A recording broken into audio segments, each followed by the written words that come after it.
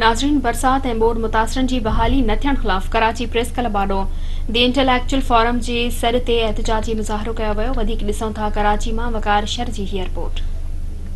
सिंध जे सुजाण धुरिन चयो आहे त 80% सिंध ॿोॾि तबाह करे छॾी आहे। लखें घर ड्रही विया, रोड रस्ता घर घिटियूं ऐं बुनियादी ढांचो तबाह आहे। अहिड़ी सूरत-हाल में ॿोॾि मुतासिरनि जी बहाली न थियण गणती जोगी ॻाल्हि आहे।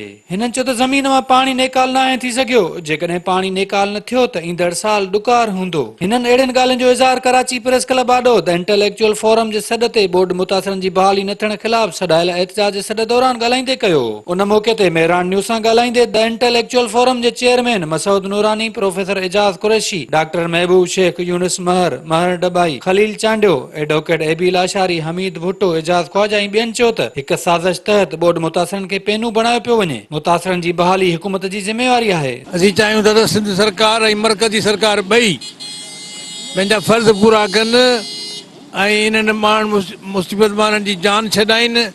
जोगा उपा वठणु घुरिजनि, पाणी जी नेकाली थियणु घुरिजे।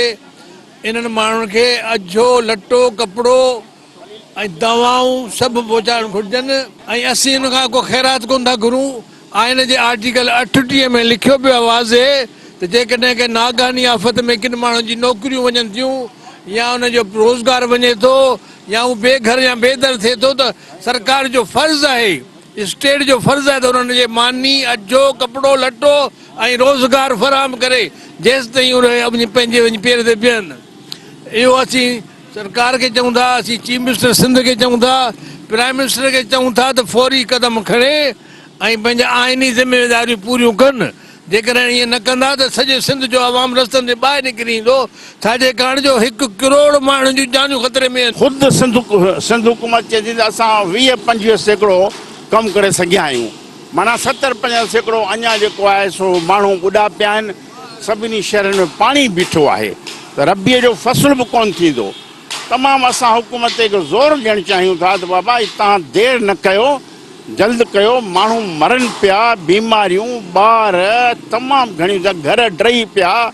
माण्हुनि खे घर ठाराए ॾियो, माण्हुनि खे खाद खुराक ॾियो। औरतूं बीमार लॻियूं पियूं आहिनि, ॿारड़ा मरनि पिया ऐं सॼी सिंध वरितल आहे हिन मुसीबत में। सिंध जो जेको हींअर मसइलो अहम तरीन आहे त ॿोॾि ऐं पाणीअ जे करे जेके माण्हू मुतासिरिन आहिनि उन्हनि जी हालति तमामु ख़राबु आहे। के वीचारा बंधनि ते वेठा आहिनि, उते मच्छर आहिनि, उनखे टेंट कोन्हनि ऐं बीमारियूं आहिस्ते आहिस्ते पखिड़िजनि थियूं पियूं। असां हुकूमत सिंध खां मुतालबो कयूं था त महिरबानी करे उनखे दवाऊं मुहैया कयूं वञनि, मच्छरदानियूं वञनि ऐं पाणीअ जे नेकाल जो बंदोबस्तु कयो वञे। हिन महिल ताईं माण्हू रेस्क्यू न आहिनि थिया। 16 लख माण्हू जेके आहिनि से बीमारियुनि जो शिकार आहिनि। यूनाइटेड नेशन चए थी 30 लख ॿार जेके आहिनि उन्हनि जी ज़िंदगी खे ख़तरो आहे। न अॼु ताईं गवर्नमेंट का सुठी जेका टेंट सिटी क़ाइमु करे सघी आहे जिते सभई सहूलियतूं हुजनि।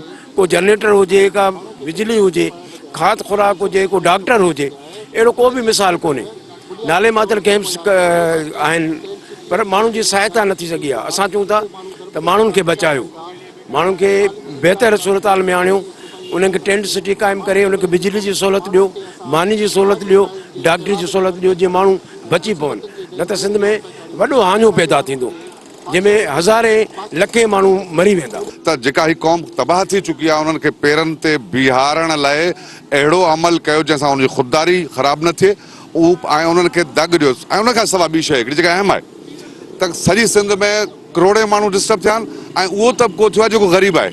उन्हनि खे कराची में लखे एकड़ ज़मीनूं पियल आहिनि, उन्हनि खे सर्टिफाई कयो, उन्हनि खे सुञाणे उन्हनि ग़रीबनि खे उते ज़मीनूं अलाट कयो, घर जेतिरी जॻह अलाट कयो ऐं करे सघो फैसिलिटेट त उनखे घर ठाहिण में मदद कयो, तॾहिं सिंधी क़ौम पेरनि ते बीहंदी। सिंध हिन वक़्तु तारीख़ जे बदतरीन ॾींहंनि मां थी गुज़रे। सिंध जे मथां ही जेके ॾींहं आयल आहिनि इहे ॾींहं मुंहिंजे ख़्याल में गुज़िरियल 60-70 सालनि जी तारीख़ में कोन आया आहिनि। असां ॿियनि ॻाल्हियुनि ते वञण जे बजाए सिधो सिंध हुकूमत खां साईं मुराद अली शाह खां इहो मुतालबो था कयूं त फौरी तौर ते माण्हुनि जी बहालीअ जे लाइ क़दम अॻिते वधायो। तव्हां जूं सिर्फ़ु ॻाल्हियूं आहिनि, हिन वक़्त ताईं ग्राउंड रियलिटीज़ में असांखे कुझु बि नज़र कोन थो अचे। असांजो मुतालबो इहो आहे त सिंध जा जेके हक़ीक़ी वारिस आहिनि उन्हनि खे कराची में आबाद कयो वञे सरकारी ज़मीननि ते, ऐं उन सां गॾोगॾु जेके इंटीरियर में असांजा मसइला आहिनि उहे मुस्तक़िल बुनियादनि ते हल कया वञनि। असीं जो मुतालबो आहे त माण्हूअ खे पहिरियों फ़क़ीर बणाइण बजाए फ़क़ीरत जेको हुकूमत ख़ुदि बणियल आहे उन खां ॿाहिरि निकिरी फ़क़ीर खे त कुझु कोन ॾींदो, जेको असां हिक ॿिए खे फ़क़ीर बणायूं पिया।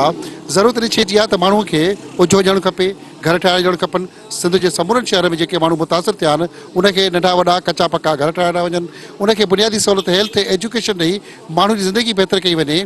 बोर्ड जी शिकिल में असां हिकिड़े वधीक तालीम जो जहालत जो नओं सैलाब आणे रहिया आहियूं। असांजे हिन एहतिजाज में इन करे शिरकत कई आहे त असां सभई इहो चाहियूं था त सिंध हुकूमत ऐं वफ़ाक़ी हुकूमत जेतिरो जल्द थी सघे जेके बोर्ड जा सतायल माण्हू आहिनि उन्हनि जो को बंदोबस्तु करे ऐं उन्हनि खे जीअं सर्दी मां अचण खां पहिरीं ई इलाइक़नि मां पाणी निकिरी वञे ऐं माण्हुनि जी जान जी हिफ़ाज़त थिए। 75% जेको बेसिन इमदाद मिली आहे उहा सिंध ते ख़र्च थियणु घुरिजे, छाकाणि त सिंध जा माण्हू वधीक मुतासिर थिया आहिनि ऐं 1 करोड़ खां 1.5 करोड़ माण्हू मुतासिर थिया आहिनि। अॼु सॼी सिंध रोडनि ते आहे, ॿाहिरि आहे ऐं माण्हू वीचारा मरनि पिया मुख़्तलिफ़ बीमारियुनि में। त उनजे करे असां चवंदा जेतिरो जल्द थी सघे सिंध हुकूमत PTA में कमु करे ऐं NDA में ते बि नज़र रखे त विरासत जेका सामान जी आहे या जेको बि घर ठाहिणा आहिनि उहे ईमानदारी सां सही तरह सां थियनि ऐं को बि सिंध जो माण्हू जेको मुतासिर थियो आहे उहो बग़ैर कंहिं इमदाद जे न रही सघे। सिविल सोसाइटी जे नुमाइंदनि वफ़ाक़ी तोड़े सिंध हुकूमत खां मुतालबो कयो त बोर्ड मुतासिरनि जी बहाली सां गॾु बीठल पाणी निकाल कयो वञे त जीअं रबी जो फसल पोखे सघिजे।